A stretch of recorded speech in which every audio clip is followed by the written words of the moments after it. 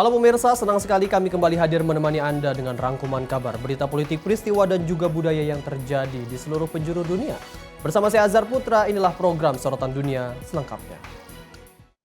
Pemirsa, kelompok Hizbullah menyatakan tidak akan mematuhi hasil perundingan antara Israel dan juga Lebanon yang difasilitasi oleh Amerika Serikat. Hal ini disampaikan menjelang dimulainya pembicaraan langsung antara kedua negara.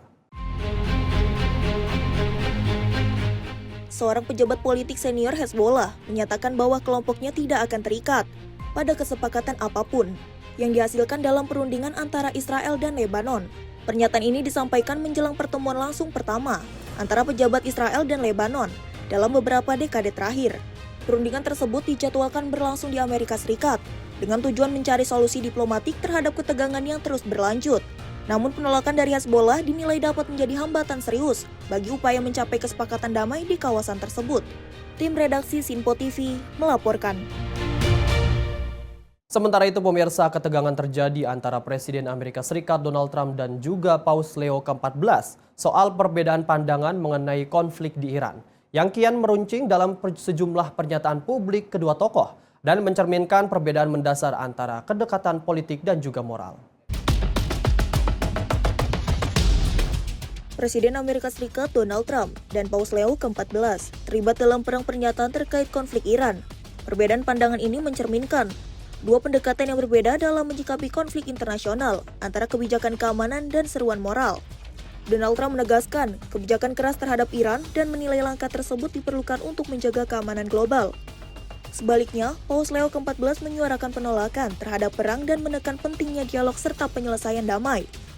Paus juga mengatakan bahwa ia akan terus menyuarakan perdamaian dan mendorong negara-negara untuk mengutamakan diplomasi. Situasi ini memicu perdebatan luas di tingkat internasional, mengingat perbedaan sikap antara pemimpin politik dan pemimpin agama. Hingga kini, ketegangan retorika antara kedua tokoh masih terus berlanjut dan menjadi sorotan global. Di tengah konflik yang belum mereda serta memicu perdebatan luas di tingkat internasional mengenai arah kebijakan dan upaya penyelesaian konflik yang dinilai akan sangat menentukan stabilitas kawasan ke depan. Tim redaksi Sinpo TV melaporkan.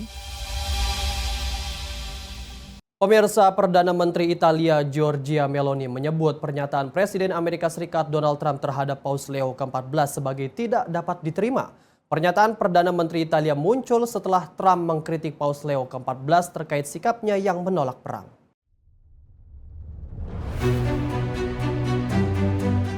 Perdana Menteri Italia Giorgia Meloni mengkritik keras pernyataan Presiden Amerika Serikat Donald Trump yang dinilai menyerang Paus Leo ke-14. Meloni menegaskan bahwa ucapan Trump tersebut tidak dapat diterima dan tidak mencerminkan sikap saling menghormati. Ia juga menyatakan Paus sebagai pemimpin gereja Katolik memiliki hak untuk menyerukan perdamaian dan mengecam segala bentuk perang. Penso che quello che ho detto è quello che penso, che le dichiarazioni in particolare sul pontefice fossero inaccettabili. Esprimo la mia solidarietà a Papa Leone. Le dico di più, francamente io non mi sentirei a mio agio in una società nella quale i leader religiosi fanno quello che dicono i leader politici. Diciamo non in questa parte del mondo, ecco, per cui non sono stata d'accordo e ve l'ho detto. Pernyataan ini muncul setelah Trump mengkritik Paus Leo ke-14 terkait sikapnya yang menolak perang dan mendorong penyelesaian diplomatik dalam konflik Iran. Meloni juga menyampaikan dukungan penuh terhadap Paus sebagai bentuk solidaritas di tengah meningkatnya ketegangan global. Tim redaksi Sinpo TV melaporkan.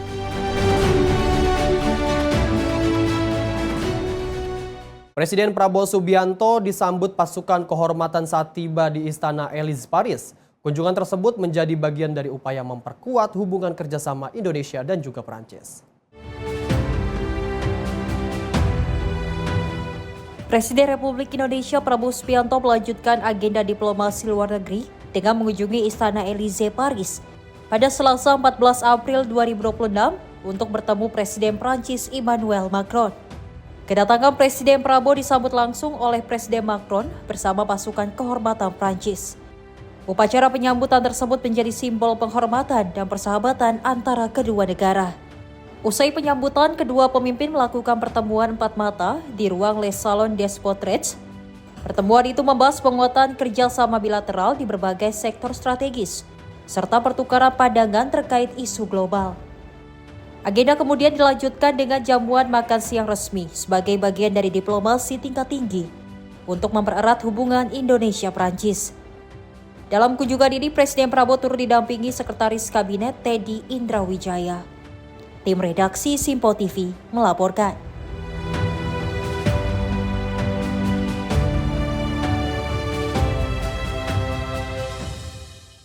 Presiden Uni Emirat Arab Sheikh Mohammed bin Zayed Al Nahyan menerima kunjungan Menteri Luar Negeri Kuwait Jarrah Jaber Al Ahmad Al Sabah. Pertemuan ini untuk membahas perkembangan terkini di kawasan Timur Tengah. Pertemuan yang digelar di Abu Dhabi melibatkan delegasi dari kedua negara dengan fokus pembahasan pada dinamika konflik regional serta dampaknya terhadap keamanan dan stabilitas global yang kian menjadi perhatian di tengah memanasnya situasi Timur Tengah. Kedua pihak menegaskan pentingnya koordinasi dan kerjasama internasional untuk meredam eskalasi ketegangan di kawasan sekaligus mendorong upaya diplomasi dan penyelesaian yang damai. Selain itu, pembahasan juga mencakup hubungan bilateral serta upaya meningkatkan kerjasama di berbagai sektor, termasuk ekonomi, keamanan, dan energi demi mendukung kepentingan bersama kedua negara. Di tengah memanasnya konflik, Kementerian Pertahanan Uni Emirat Arab menyatakan telah mencegat ratusan rudal balistik serta ribuan drone yang diluncurkan dari Iran yang menunjukkan tingginya intensitas ancaman di kawasan. Ketegangan di kawasan meningkat tajam setelah serangan militer bersama Amerika Serikat dan Israel terhadap Iran yang kemudian dibalas dengan serangan ke target di beberapa negara sehingga memperluas skala konflik di Timur Tengah. Konflik yang meluas ini juga berdampak pada jalur perdagangan global, termasuk terganggunya distribusi energi melalui Selat Hormuz yang menyebabkan kenaikan harga minyak dunia dan meningkatkan kekhawatiran terhadap stabilitas ekonomi global. Tim redaksi Simpo TV melaporkan. Presiden Turki Recep Tayyip Erdogan menyatakan negaranya terus mendorong upaya diplomasi terhadap Iran dan juga Amerika Serikat. Upaya diplomasi terus dilakukan untuk mengakhiri perang di Iran yang disebutnya sebagai konflik tidak sah dan juga tidak bermakna. Dalam pernyataannya, Presiden Turki Recep Tayyip Erdogan menegaskan Turki aktif melakukan upaya diplomatik untuk mencegah konflik yang terjadi antara Amerika, Israel dengan Iran meluas ke seluruh kawasan. Ia juga mengecam serangan yang dinilai melanggar hukum internasional dan menekankan pentingnya penyelesaian melalui jalur damai guna menghindari dampak lebih luas terhadap stabilitas global. Menurutnya, perang yang terus berlangsung tidak hanya berdampak pada negara yang terlibat, namun juga memberikan beban besar bagi masyarakat internasional, baik dari segi keamanan maupun ekonomi global. Turki menyatakan akan terus berperan dalam mendorong dialog dan mediasi agar konflik dapat dihentikan secepat mungkin dan tidak semakin meluas ke negara-negara lain di kawasan. Silahların susması ve müzakereye alan açılması için eğer iğne ucu kadar şans varsa bunu değerlendirmenin samimi gayreti içindeyiz. Hingga kini, ketegangan di Timur Tengah masih terus berlangsung dengan risiko eskalasi yang dapat mempengaruhi keamanan regional serta stabilitas ekonomi global. Tim redaksi Simpo TV melaporkan. Pemirsa, Sekretaris Jenderal PBB Antonio Guterres memberikan peringatan keras terkait merosotnya penghormatan terhadap hukum internasional di berbagai belahan dunia. Guterres menyoroti bagaimana aturan tata kelola kekuatan saat ini banyak diabaikan, yang mengakibatkan warga sipil terpapar bahaya besar terutama di kawasan Timur Tengah.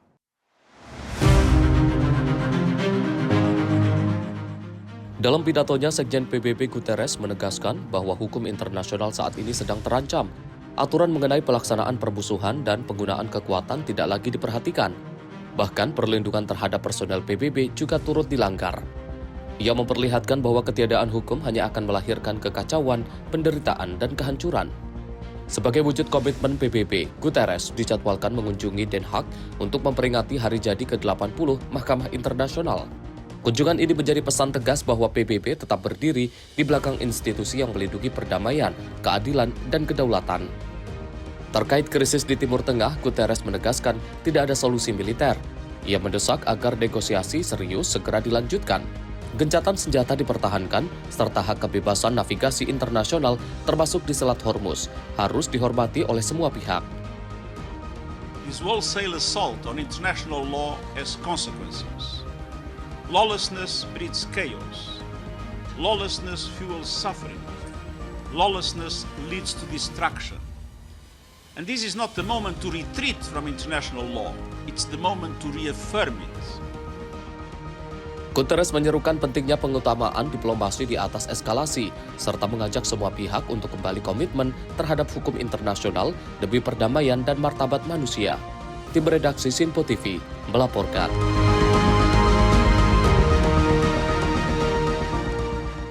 Sejumlah kapal tanker minyak terlihat tertahan di Selat Hormuz saat blokade maritim Amerika Serikat terhadap Iran memasuki hari kedua.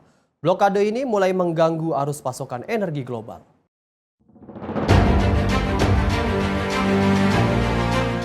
Rekaman video memperlihatkan sejumlah kapal tanker minyak terlihat berlabuh dan tidak bergerak di perairan Selat Hormuz. Kondisi ini terjadi seiring dengan berlangsungnya blokade maritim yang diberlakukan oleh Amerika Serikat terhadap pelabuhan Iran. Selat Hormuz merupakan salah satu jalur pelayaran strategis dunia dengan kontribusi sekitar 20% pasokan minyak dan gas global melintasi wilayah ini. Pemerintah Amerika Serikat menyatakan blokade ini dilakukan sebagai respon terhadap kebijakan Iran yang dinilai memberatkan kapal-kapal internasional. Namun pihak Iran menegaskan bahwa Selat Hormuz berada dalam wilayah maritimnya dan seluruh aktivitas di perairan tersebut berada di bawah pengawasan pasukan Iran. Sementara itu, China menilai langkah blokade tersebut sebagai tindakan berbahaya dan berpotensi memperburuk konflik. Sampai saat ini, upaya diplomasi masih mengalami kebuntuan setelah perundingan sebelumnya berakhir tanpa kesepakatan. Situasi ini mulai memberikan dampak terhadap pasar global dengan terganggunya arus pasokan minyak serta meningkatnya volatilitas harga energi. Lembaga internasional juga memperingatkan risiko terhadap ketahanan pangan global akibat terhambatnya distribusi barang penting. Tim redaksi Sinpo TV melaporkan.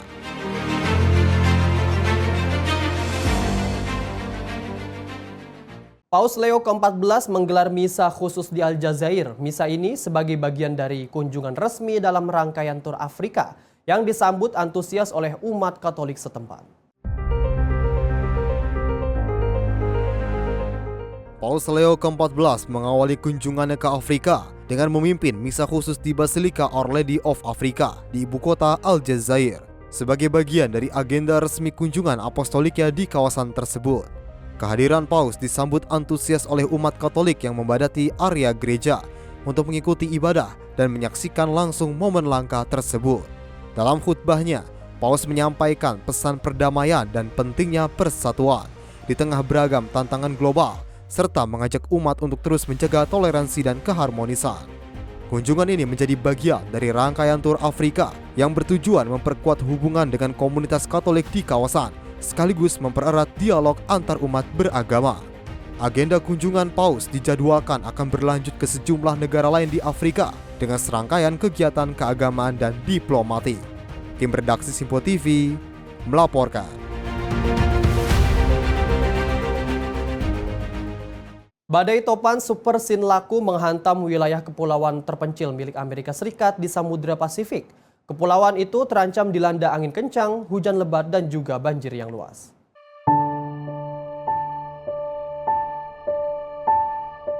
Sebuah topan super bernama Sinlaku dilaporkan tengah mengarah ke sejumlah kepulauan terpencil milik Amerika Serikat di Samudra Pasifik.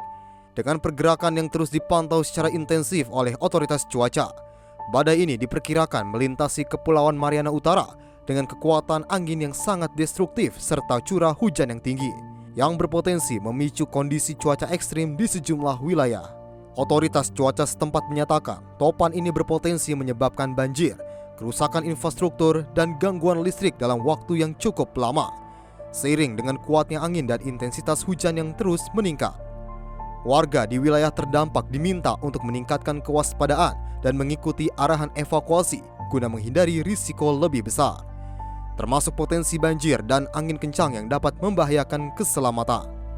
Hingga kini, tim penanggulangan bencana dan otoritas setempat terus memantau pergerakan topan serta menyiapkan langkah antisipasi untuk meminimalisasi dampak yang mungkin terjadi.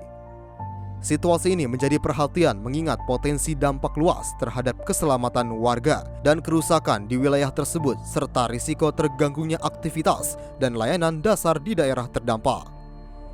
Tim redaksi Simpo TV melaporkan.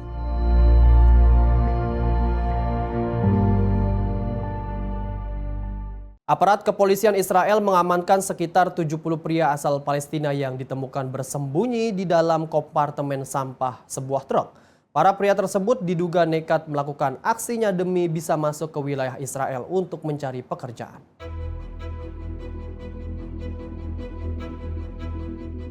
Kepolisian Israel menangkap sekitar 70 pria asal Palestina yang berusaha masuk ke wilayah Israel secara ilegal. Istilah yang kerap digunakan untuk para pekerja Palestina yang menyusup ke Israel. Para pria ini ditemukan bersembunyi di dalam kompartemen sampah sebuah truk saat melintasi pos pemeriksaan di wilayah tepi barat pada Senin malam waktu setempat. Fenomena ini terjadi sejak Israel mencabut puluhan ribu izin kerja warga Palestina pasca serangan Hamas pada 7 Oktober 2023. Hilangnya sumber penghasilan membuat banyak warga Palestina nekat mengambil resiko tinggi dengan menyelundupkan diri ke dalam Israel demi mendapatkan pekerjaan. Tim redaksi Simpo TV melaporkan.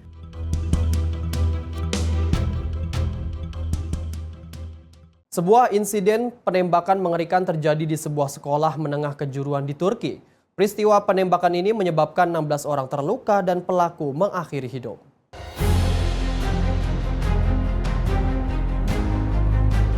Seorang mantan siswa dilaporkan melancarkan aksi penembakan di sebuah sekolah menengah kejuruan di wilayah Siverek, Provinsi Şanlıurfa, Turki. Pelaku yang berusia 18 tahun dilaporkan masuk ke dalam area sekolah dengan membawa senjata jenis shotgun dan menembak secara acak. Okula doğru ateş açtı. Sonra direkt koştuğu gibi içeriye girdi. İçeriden direktmen önüne gelene sıktığı gibi zaten ondan sonra öğrencilerin bağırmaları, öğretmenlerin bağırmalarıyla herkesin bir yere kaçışması bir oldu. Ondan sonrasını göremedim. Aksi tersebut menyebabkan setidaknya 16 orang terluka dan memicu kepanikan di kalangan siswa dan tenaga pengajar yang berusaha menyelamatkan diri setelah dilaporkan dikepung oleh pihak kepolisian. Pelaku kemudian mengakhiri hidupnya dengan menggunakan senjata yang sama. Rekaman CCTV yang beredar menunjukkan detik-detik kejadian saat pelaku berada di dalam lingkungan sekolah. Hingga kini, pihak berwenang masih melakukan penyelidikan terkait motif di balik aksi penembakan tersebut. Insiden ini kembali menyorot pentingnya keamanan di lingkungan sekolah serta penanganan terhadap potensi kekerasan. Tim redaksi Simpo TV melaporkan. Amerika Serikat umumkan blokade laut terhadap Iran. Informasinya usai jeda, tetaplah bersama kami di Sorotan Dunia.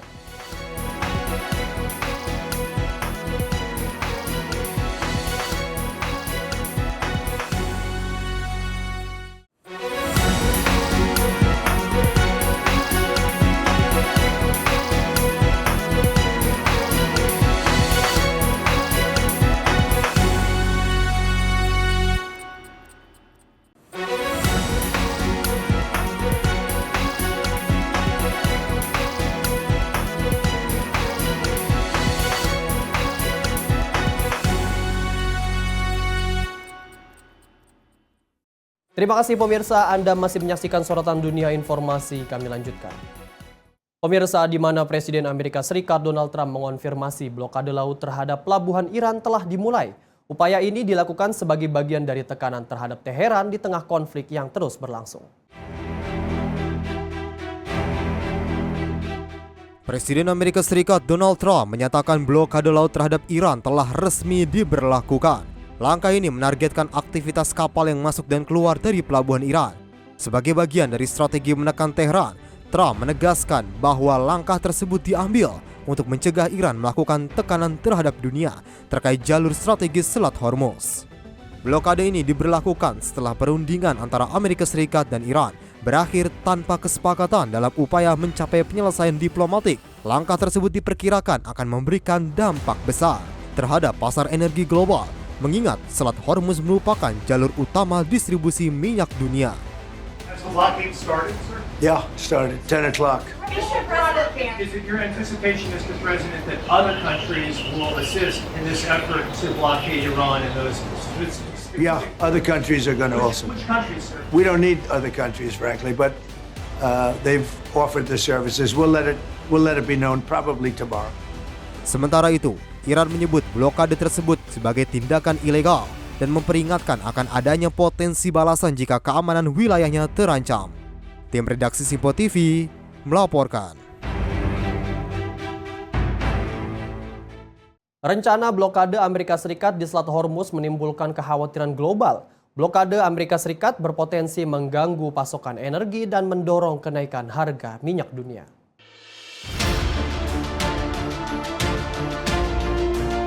Kebijakan blokade yang dilakukan Amerika Serikat di sekitar Selat Hormuz menjadi sorotan internasional karena dinilai dapat mempengaruhi stabilitas pasar energi global. Right now we have a blockade. They're doing no business. I didn't like seeing boats come out. Selat Hormuz merupakan salah satu jalur pelayaran paling strategis di dunia yang menjadi lintasan utama distribusi minyak mentah dari kawasan Timur Tengah ke berbagai negara. Langkah blokade ini memicu kekhawatiran akan terganggunya arus pasokan minyak, serta potensi lonjakan harga energi di pasar global. Selain itu, kebijakan tersebut juga menimbulkan perdebatan terkait aspek hukum internasional dan legitimasi tindakan militer di jalur perairan internasional. Hingga kini belum ada kepastian apakah tekanan melalui blokade ini akan mendorong Iran untuk membuka kembali akses di Selat Hormuz. Situasi ini terus dipantau oleh komunitas internasional, mengingat dampaknya yang sangat luas terhadap ekonomi global dan stabilitas kawasan. Tim redaksi Simpo TV melaporkan. Pemirsa, Perdana Menteri Inggris Keir Starmer menilai gencatan senjata antara pihak-pihak yang berkonflik masih sangat rapuh. Inggris menegaskan Lebanon harus dimasukkan dalam kesepakatan gencatan senjata.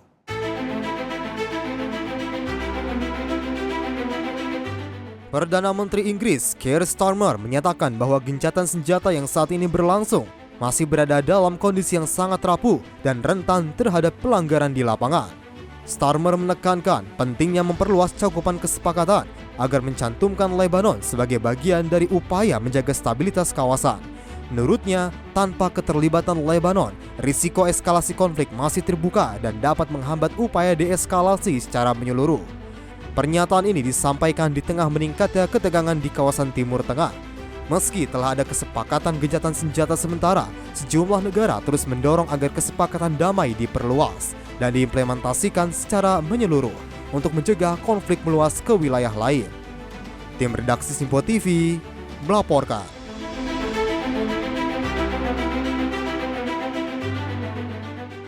Militer Israel terus mempercepat operasi invasi darat di wilayah Lebanon Selatan guna membentuk zona penyangga keamanan.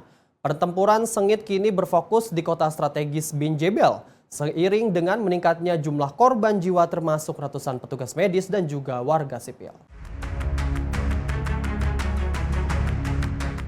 Israel saat ini tengah mengakselerasi invasi daratnya untuk menguasai area hingga 32 km ke dalam wilayah Lebanon, tepatnya di sepanjang Sungai Litani. Salah satu titik konflik terbesar terjadi di kota Bin Jebel, bagian selatan, di mana ratusan pejuang Hezbollah terkepung oleh pasukan Israel. Bin Jebel memiliki nilai simbolis yang tinggi bagi Hezbollah, karena di stadion sepak bola setempat pada tahun 2000, mantan pemimpin mereka Hasan Nasrullah pernah mendeklarasikan kemenangan atas Israel setelah berakhirnya pendudukan 18 tahun di Lebanon. Di tengah eskalasi pertempuran, Kementerian Kesehatan Lebanon melaporkan lebih dari 2.000 orang tewas, termasuk diantaranya 250 wanita, 150 anak-anak, dan 89 pekerja medis. Salah satu korban adalah Hasan Badui, seorang paramedis yang tewas akibat serangan drone Israel saat tengah berupaya memberikan pertolongan. Meskipun Israel belum memberikan tanggapan terkait insiden serangan terhadap tenaga medis, pihaknya sebelumnya mengklaim bahwa Hezbollah menggunakan fasilitas kesehatan sebagai tameng militan, meski belum ada bukti yang dipaparkan. Tim redaksi Simpo TV melaporkan. Sejumlah tentara Israel yang terluka dalam konflik di Lebanon dilaporkan dievakuasi menggunakan helikopter militer menuju kota Haifa. Ratusan warga sipil juga dilaporkan menjadi korban akibat serangan roket dan eskalasi konflik di dalam negeri Israel.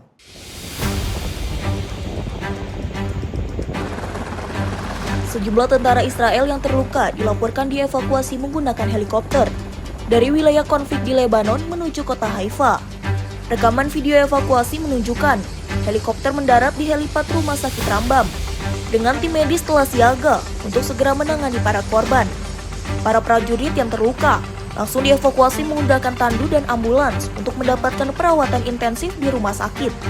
Sejak dimulainya kembali konflik, puluhan tentara Israel telah dirawat akibat luka yang dialami dalam operasi militer di Lebanon.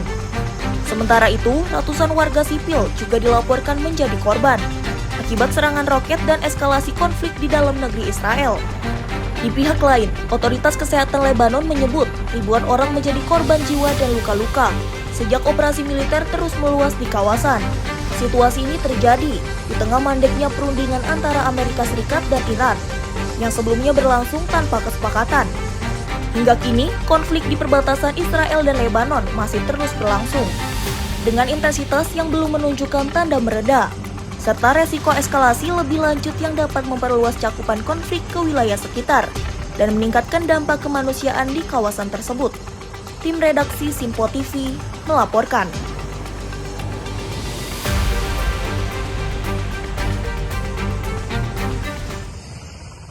Institut Pasteur Iran di Teheran mengalami kerusakan berat setelah dilaporkan 3 kali terkena serangan dalam perang 45 hari yang melibatkan Amerika Serikat dan Israel. Fasilitas riset medis bersejarah lebih dari 1 abad tersebut merupakan pusat penting produksi vaksin dan penelitian biologi yang kini tidak lagi dapat beroperasi normal. Rekaman video pada Senin 13 April 2026 menunjukkan kerusakan parah di Kompleks Institut Pasteur Iran di Teheran.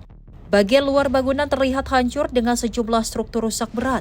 Sementara di dalam gedung laboratorium dan peralatan penelitian terlihat porak-poranda. Diinformasikan lembaga tersebut merupakan salah satu pusat riset medis dan farmasi tertua di Iran dengan peran krusial dalam produksi vaksin dan penelitian biologi. Institut ini menjadi rumah bagi sejumlah laboratorium rujukan nasional yang menangani penyakit menular dan tidak menular. Seluruh kegiatan institut berfokus pada kesehatan publik dan tidak berkaitan dengan aktivitas militer apapun. Institut Pasteur Iran juga merupakan bagian dari jaringan Global Pasteur Network yang menghubungkan puluhan pusat riset di seluruh dunia. Pihak institut menyatakan dokumentasi kerusakan telah diserahkan kepada otoritas terkait untuk menempuh langkah hukum internasional. Sejumlah organisasi internasional termasuk Organisasi Kesehatan Dunia atau WHO, UNICEF, dan UNDP mengecam serangan terhadap fasilitas kesehatan tersebut. Hingga kini baik pemerintah Amerika Serikat maupun Israel belum memberikan tanggapan resmi atas laporan serangan tersebut. Tim redaksi Simpo TV melaporkan. Tim penyelamat menemukan sejumlah jenazah di bawah reruntuhan bangunan yang hancur akibat serangan udara Israel di wilayah selatan Lebanon, di tengah upaya evakuasi yang masih terus berlangsung.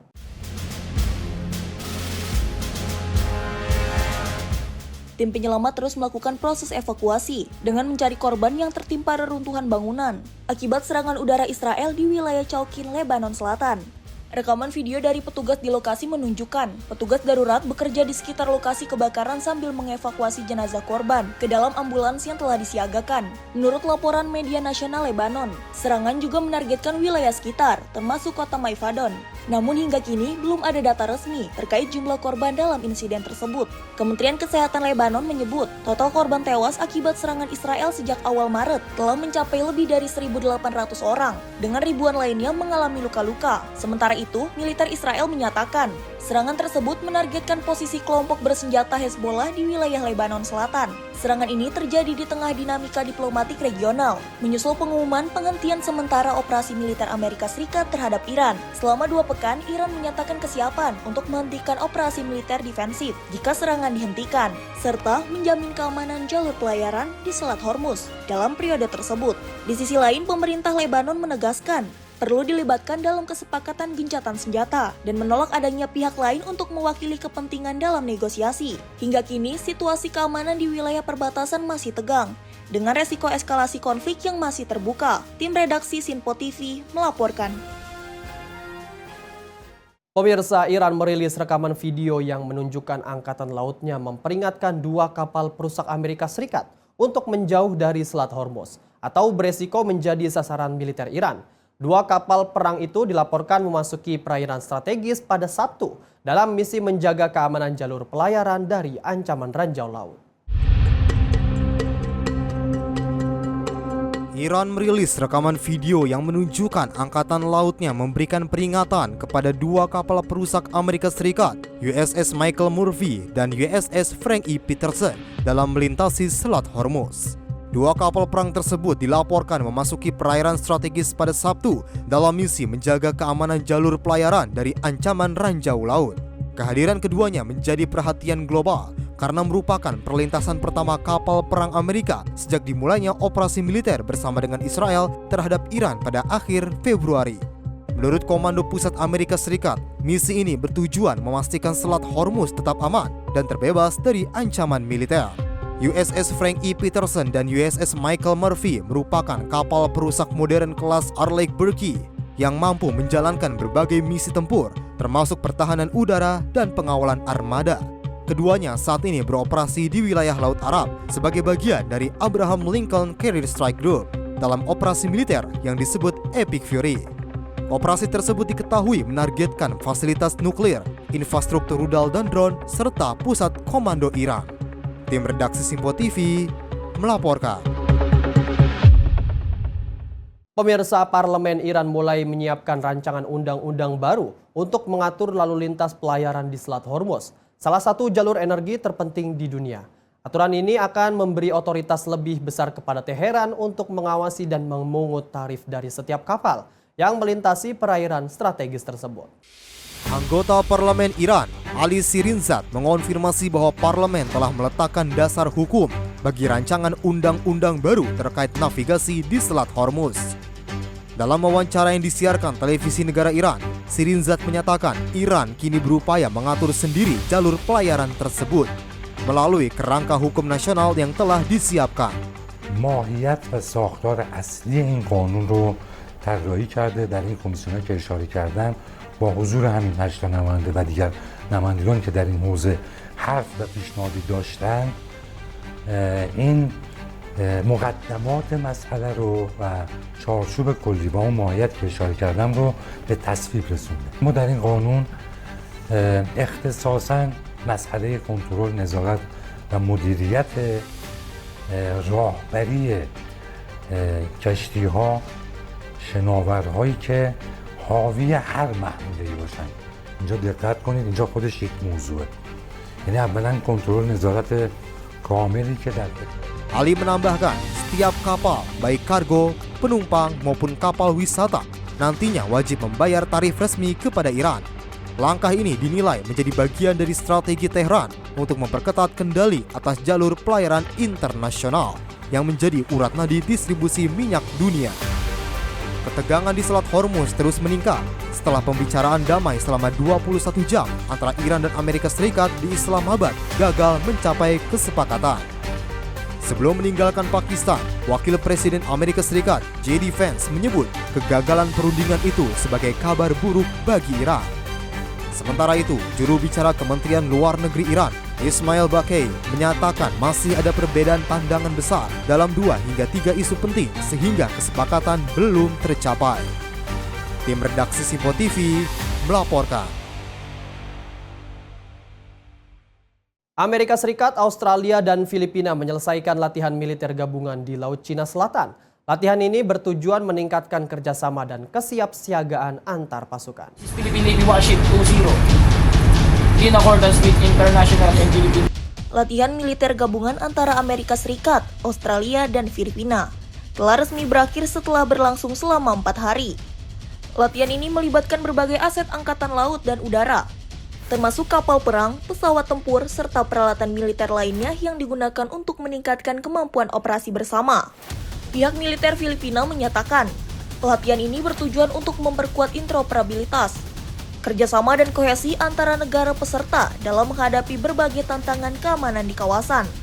Salah satu sorotan utama dalam latihan ini adalah simulasi operasi logistik, yang menunjukkan kemampuan koordinasi antar pasukan dalam mendukung operasi militer di laut. Filipina juga mengerahkan kapal patroli terbarunya serta didukung oleh pesawat tempur dan aset udara lain untuk memperkuat kapabilitas operasi. Selama latihan berlangsung, sejumlah kapal militer Cina dilaporkan memantau aktivitas tersebut dari jarak dekat. Meski demikian, latihan tetap berjalan sesuai rencana dan berhasil menyelesaikan berbagai skenario operasi, termasuk pengisian logistik di laut dan patroli malam hari. Hingga kini, latihan militer gabungan ini dinilai sebagai bagian dari upaya untuk meningkatkan keamanan dan stabilitas di kawasan di tengah meningkatnya dinamika geopolitik di Laut Cina Selatan. Tim redaksi Sinpo TV melaporkan.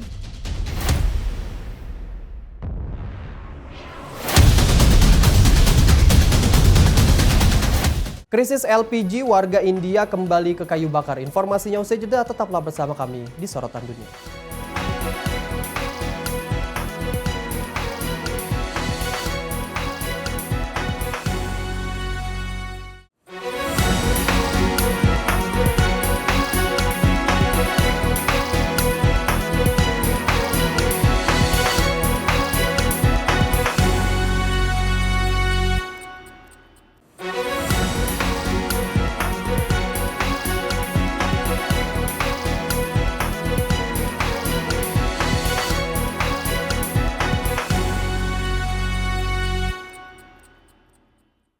Terima kasih pemirsa, Anda masih menyaksikan Sorotan Dunia bersama saya Azhar Putra. Informasi kami lanjutkan. Pemirsa, krisis pasokan LPG melanda wilayah Uri di distrik Baramulla, Jammu, dan Kashmir, India, memaksa warga kembali mengandalkan kayu bakar untuk memasak. Kelangkaan gas dan melonjaknya harga energi dipicu gangguan pasokan akibat konflik Timur Tengah yang membuat kehidupan harian warga semakin berat.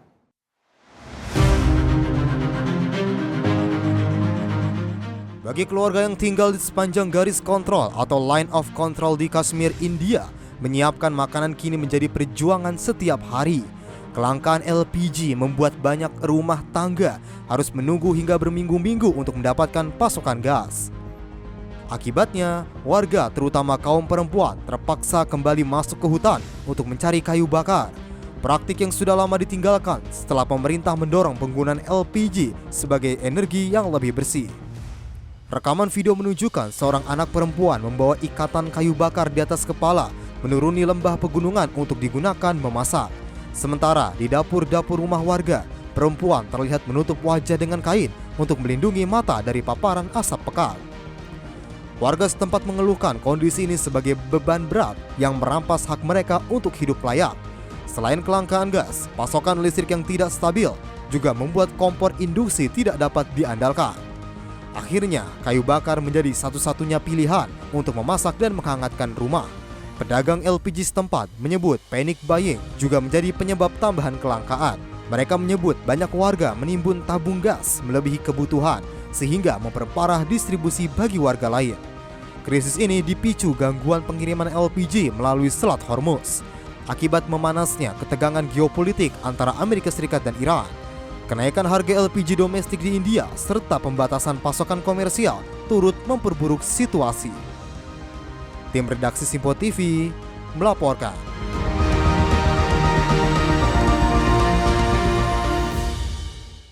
Negosiasi tingkat tinggi antara Amerika Serikat dan Iran berakhir tanpa kesepakatan. Kedua pihak gagal menemukan titik temu terkait isu nuklir dan menyisakan ketidakpastian terhadap kelanjutan gencatan senjata yang masih rapuh.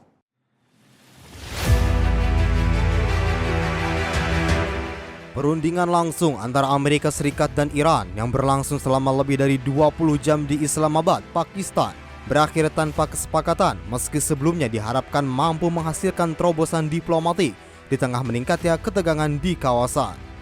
Pihak Amerika Serikat menyatakan kegagalan terjadi setelah Iran dinilai tidak memberikan komitmen jelas untuk menghentikan pengembangan senjata nuklir, yang menjadi salah satu isu utama dalam perundingan serta titik krusial yang sulit menemukan titik temu. The bad news is that we have not reached an agreement, and I think that's bad news for Iran much more than it's bad news for the United States of America. So we go back to the United States having not come to an agreement. We've made very clear what our red lines are, what things we're willing to accommodate them on, and what things we're not willing to accommodate them on. And we've made that as clear as we possibly could, and they have chosen not to accept our terms. Wakil Presiden Amerika Serikat, J.D. Vance, dilaporkan telah meninggalkan lokasi perundingan dan kembali ke negaranya tanpa membawa hasil kesepakatan. Hal ini sekaligus menandai berakhirnya putaran negosiasi tanpa hasil konkret. Situasi ini menimbulkan ketidakpastian terhadap kelanjutan gencatan senjata sementara yang sebelumnya disepakati selama 2 pekan. dan berisiko memicu kembali eskalasi konflik jika upaya diplomasi tidak segera dilanjutkan atau mencapai kesepakatan baru. Tim redaksi Simpo TV melaporkan.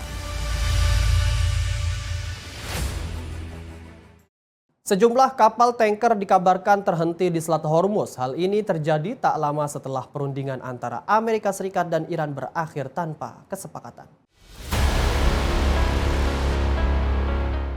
Televisi negara Iran menayangkan rekaman yang disebut menunjukkan kondisi sejumlah kapal tanker minyak terhenti di perairan Selat Hormuz.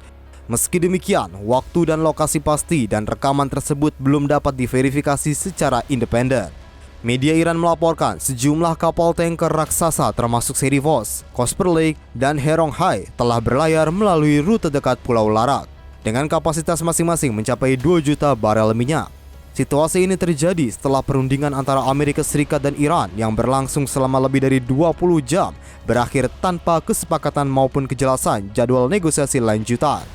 Pejabat Iran menegaskan bahwa kendali atas Selat Hormuz berada di tangan mereka, sementara delegasi Iran menilai pihak lawan belum mampu membangun kepercayaan dalam putaran perundingan tersebut. Di sisi lain, Wakil Presiden Amerika Serikat menyebut hasil negosiasi ini sebagai kabar buruk bagi Iran. Kegagalan perundingan ini terjadi di tengah kesepakatan gencatan senjata, sementara yang sebelumnya dikaitkan dengan pembukaan kembali jalur pelayaran di Selat Hormuz.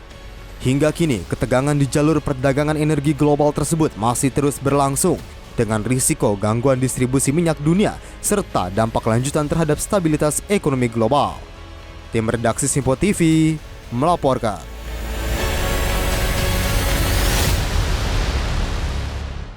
Pemirsa, Paus Leo ke-14 mengecam keras apa yang ia sebut sebagai delusi kemahakuasaan yang memicu perang antara Amerika Serikat dan Israel melawan Iran. Ia menyerukan para pemimpin dunia untuk menghentikan konflik dan segera bernegosiasi demi perdamaian.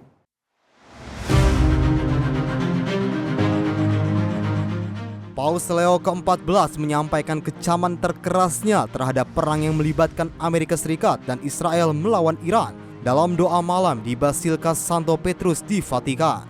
Tanpa menyebut langsung nama negara atau Donald Trump, Paus menyindir sikap para pemimpin yang menunjukkan kekuatan militer dan melakukan peperangan.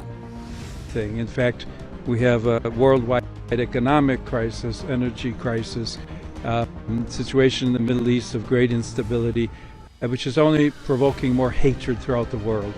So come back to the table, let's talk, let's look for solutions in a peaceful way, and let's remember especially the innocent, children, the elderly, sick, so many people who have already become or will become victims of this continued warfare. To remind all that attacks on civilian infrastructure is against international law, but that it is also a sign of the hatred, the division, the destruction that the human being is capable of. And we all want to work for peace. People want peace.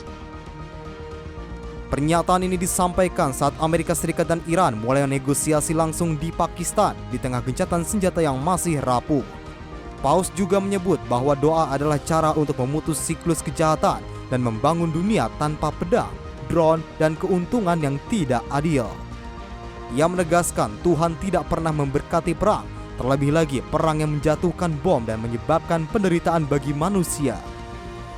Vatikan turut menyorot dampak meluasnya konflik, termasuk kekhawatiran terhadap komunitas Kristen di Lebanon Selatan akibat konflik Israel dan Hizbullah. Tim redaksi Simpo TV melaporkan. Pemirsa, Perdana Menteri Australia Anthony Albanese mendesak Amerika Serikat dan Iran untuk melanjutkan perundingan. Australia pun meminta Iran untuk membuka kembali jalur pelayaran di Selat Hormuz. Perdana Menteri Australia Anthony Albanese menyerukan agar Amerika Serikat dan Iran segera melanjutkan dialog diplomatik untuk meredakan ketegangan yang terus meningkat. Albanese menekankan pentingnya membuka kembali akses pelayaran di Selat Hormuz yang merupakan jalur strategis bagi perdagangan energi global. Ia menyebut konflik yang berlangsung telah memberikan dampak besar terhadap ekonomi dunia dan mempengaruhi stabilitas pasokan energi di berbagai belahan dunia. Albanese juga menegaskan bahwa Australia belum menerima permintaan untuk terlibat dalam langkah militer terkait situasi di kawasan dan lebih mendorong penyelesaian melalui jalur diplomasi. Well, I want to see the resumption of peace talks. We want to see an end to this conflict. It's having a devastating impact on the global economy, and the longer it goes, the bigger the impact will be and the longer the tail will be as well. And so we want to see an end to the conflict. We've made that very clear for some time. Seruan ini muncul setelah perundingan terbaru antara Amerika Serikat dan Iran berakhir tanpa kesepakatan, serta meningkatkan risiko gangguan pada jalur distribusi minyak dunia. Hingga kini, komunitas internasional terus mendorong agar kedua negara kembali ke meja perundingan dan mengutamakan penyelesaian damai demi menjaga stabilitas kawasan dan ekonomi global. Tim redaksi Simpo TV melaporkan. Pemirsa, Finlandia bersiap mengoperasikan fasilitas penyimpanan limbah nuklir permanen pertama di dunia. Fasilitas ini akan menjadi tempat pembuangan akhir bagi bahan bakar nuklir bekas yang berbahaya.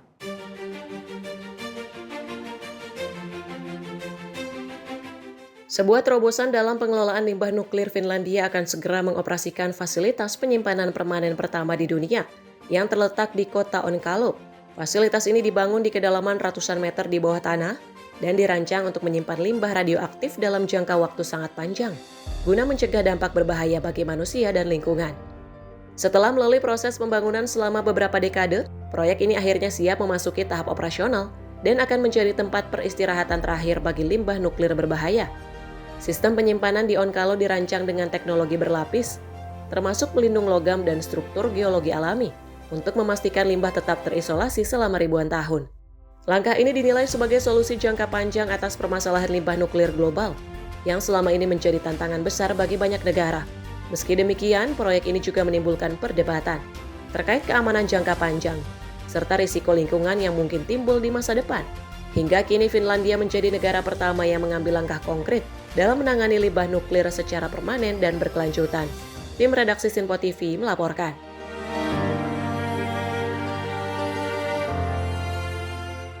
Dalam pertemuan dengan Presiden Republik Indonesia Prabowo Subianto, Presiden Rusia Vladimir Putin menyatakan Rusia terbuka untuk kerjasama di berbagai bidang. Kerjasama tersebut mencakup sektor energi hingga militer dalam memperkuat hubungan bilateral kedua negara.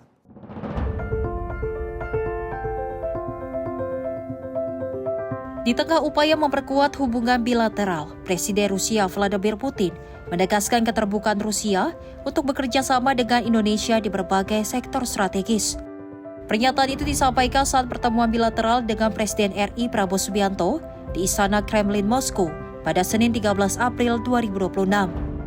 Putin menyebut hubungan kedua negara terus menunjukkan perkembangan positif, termasuk peningkatan perdagangan sekitar 12%. Meski sempat melambat pada awal 2026, kedua negara tetap mencari solusi melalui penguatan komunikasi dan pertemuan bilateral. Sejumlah kerjasama kini berkembang di berbagai sektor, mulai dari energi, antariksa, pertanian, industri, hingga farmasi.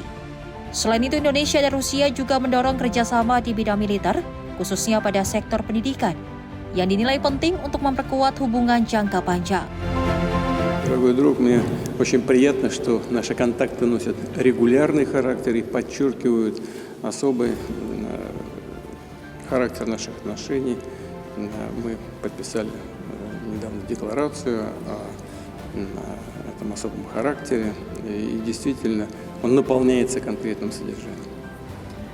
Yang mulia, sahabatku yang baik, sekali lagi saya ingin menyampaikan bahwa saya sangat-sangat senang bahwa kontak kami diadakan secara reguler dan mempunyai pengisian yang cukup berbobot. Beberapa waktu yang lalu kita telah menerima deklarasi mengenai kemitraan strategis antara kedua negara kita, dan saya sangat senang bahwa kita melaksanakan langkah-langkah yang memberikan makna dan isi yang cukup besar kepada hubungan antara kedua negara kita. Большое значение придаем развитию гуманитарных связей, в том числе в сфере культуры и образования. Kami memberikan makna besar untuk mengembangkan kerjasama di bidang humanitar, antara lain di bidang pendidikan. Sementara itu, Presiden RI Prabowo Subianto menilai kerjasama Indonesia-Rusia telah mengalami kemajuan pesat di hampir semua bidang. Presiden Prabowo menegaskan akan mempercepat tindak lanjut sejumlah agenda yang dinilai masih perlu didorong agar hubungan kedua negara semakin kuat. Ada 1-2 yang perlu kita percepat, saya akan segera menangani sendiri. Tim redaksi Simpo TV melaporkan. Pemirsa, informasi tadi menutup perjumpaan kita hari ini. Saya Azhar Putra, mewakili seluruh rekan kerja yang bertugas mengucapkan terima kasih dan sampai jumpa.